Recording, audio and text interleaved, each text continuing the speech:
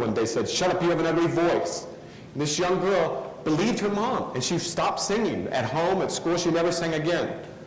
The mother had hexed her. This happened to me, by the way, with writing. It happened to me. I had a teacher who said, "David, you'll never be a writer." And I believed him. For 30 years, I believed him. He hexed me. And what I'm saying is, do not hex our kids, please. And you don't know, you have no way of knowing, because they're not going to show you how much they're listening to the judge or to the PO or to the teacher or whatever. You can hex them or you can enchant them, depending on how you treat them. So make sure, no hexes. Instead, you bless them with their possibilities.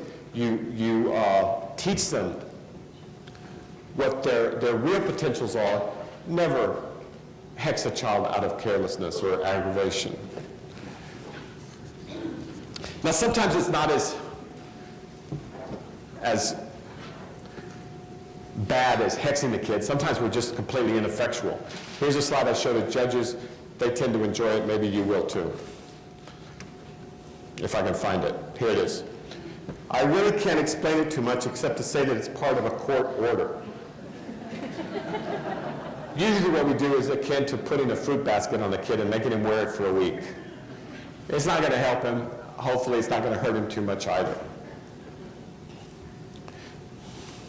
So what can we do? We can understand that although adolescents have different brains, and they do, they have the same tonals as us.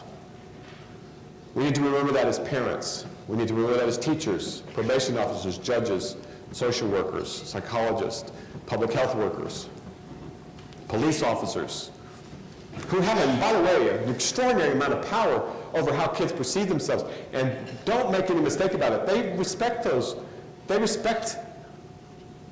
authority. They want to. They need to. They need boundaries. I'm not up here saying kids don't need limits. I'm saying they do need limits, but they need thoughtful limits.